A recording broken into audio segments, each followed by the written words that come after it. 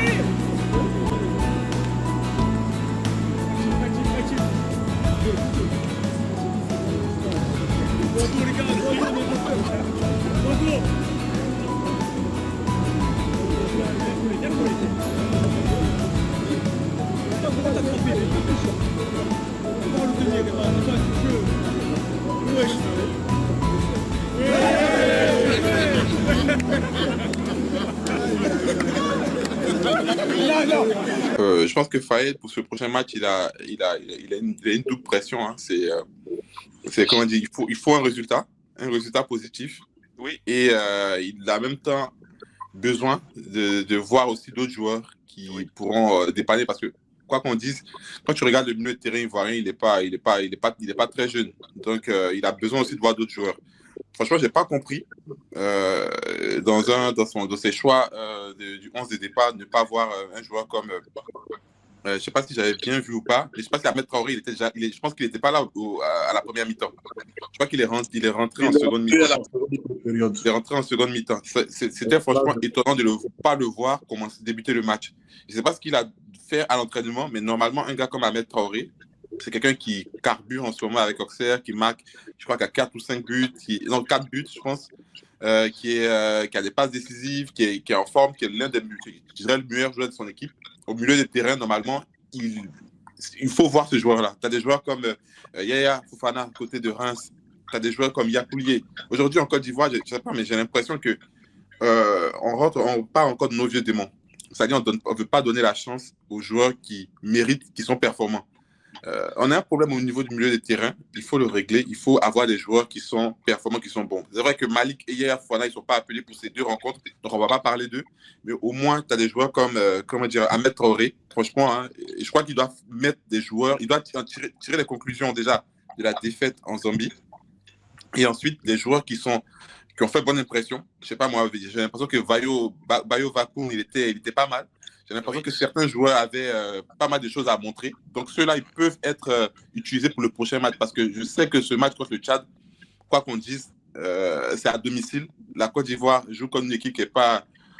On va gagner ce match, mais moi, pour moi, c'est pas un match où je vais juger Fire en fait encore plus. Je l'attends en fait avec de bonnes équipes, des équipes des équipes championnes, des équipes qui ont un parcours. Là aujourd'hui, il va gagner contre le Tchad et il viendra faire un débrief où il dira que voilà, ils ont rectifié le tir, etc. Non, là c'est pas un match, là. Ça c'est juste un match pour se racheter, mais pour moi c'est pas là qu'on doit vraiment se concentrer. Et s'il veut, il peut faire tourner, mais nous derrière on attend le résultat. Il faut qu'il y ait un bon résultat derrière et avec la manière.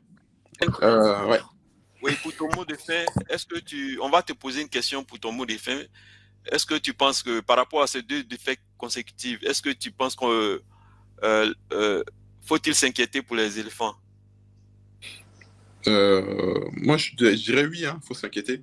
Si c'était des défaites qui étaient survenues de manière, je sais pas moi, au hasard, où on avait vraiment dominé le match et finalement, à la fin, on encaissait des buts sortis de nulle part, on pourrait dire, OK, bon, ça arrive, on arrive, on peut perdre un match comme ça, ça ne dépendait pas forcément de nous. Mais quand tu regardes la physionomie du match, on se fait balloter, on n'arrive pas à se produire des occasions, mais il faut se poser des questions. Ça devient quoi là? C'est-à-dire on n'arrive pas à animer offensivement le match. Au niveau des milieux de terrain, ils sont bouffés au milieu de terrain. Au niveau de la défense, il y a beaucoup d'erreurs.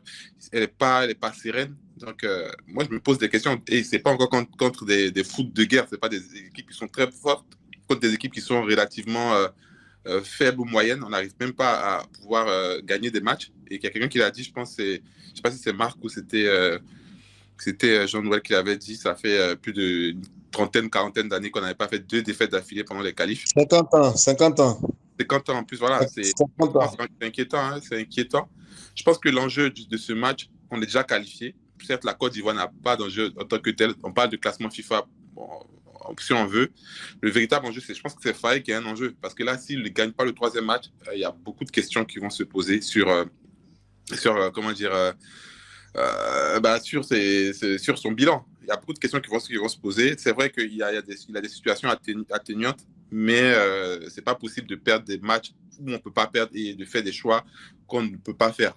Il y a quelqu'un qui a dit, et je crois que c'était Herbert qui parlait du fait que où on attend pour faire tourner, il ne tourne pas, et où on veut vraiment gagner, c'est là qu'il fait tourner en fait. Donc là, aujourd'hui, on va questionner ses choix, on va questionner la physionomie du match, même si c'est vrai que le match pour nous n'est pas forcément contre le Tchad. Il n'y a pas de véritable enjeu. L'enjeu, c'est de savoir si lui, il gagne ou pas. Comment est-ce qu'il gère son équipe, comment il fait des remplacements, comment est-ce qu'il injecte des joueurs là-dedans. Parce que, certes, on veut le gagner, mais en même temps, on veut voir aussi d'autres joueurs. Donc, c'est un peu complexe. Je pense que c'est un match qui ne sera pas forcément évident pour lui en tant qu'entraîneur. Et je lui souhaite en fait d'en tirer les leçons de cette défaite-là contre la Zambie. Et puis voilà, de gagner ce dernier match. Voilà. Ok, merci DN. On va maintenant prendre Michael. Michael, est-ce que tu nous entends? Donc, abonnez-vous pour participer au débrief du match de demain. Abonnez-vous aussi pour nous donner de la force. Parce que dans quelques semaines, c'est-à-dire le 11 décembre prochain, ça va faire 1 an que cette chaîne existe. Et nous sommes donnés comme défi d'atteindre les 10 000 abonnés sur YouTube avant la fin de cette année 2024. Donc abonnez-vous et partagez nos vidéos dans les groupes pour nous donner de la force, pour nous aider à atteindre cet objectif. Et si vous nous suivez sur Facebook, abonnez-vous aussi et partagez ce direct. Et partagez nos vidéos dans les groupes pour nous aider à atteindre les 20 000 abonnés sur Facebook. Et comme d'habitude, likez, partagez et abonnez-vous. Dans tous les cas, on avance ensemble.